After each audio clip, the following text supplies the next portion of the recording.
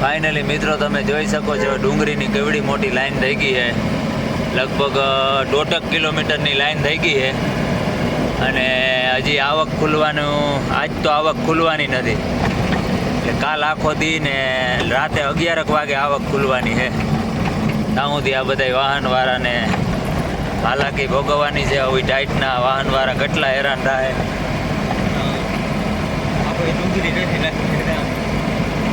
આપણે ડુંગરી છે નહીં એટલે આપણે ઉપાધિ છે નહીં આજ કંઈ. આપણી ગાડી ડાયરેક્ટ એન્ટ્રી થાય અંદર, કારણ કે આપણે હે કાચું હુનું જીરું.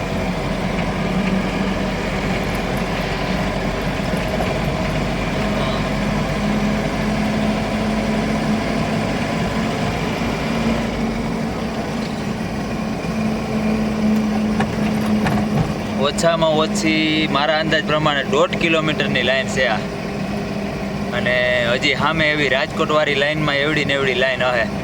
આ જેતપુરવાળી લાઈન છે.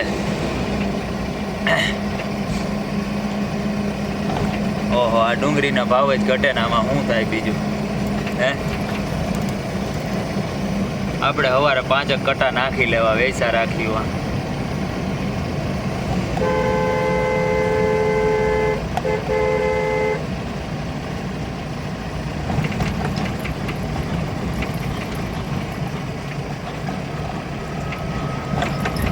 ખાલી વાહન છે ને ત્યાં એનું સવારે ડુંગળીનું વાહન આવી જાય ભરેલું.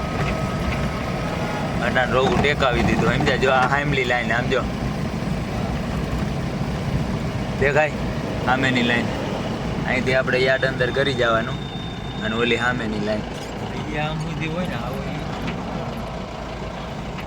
એ લાઈન જબરીની હોય.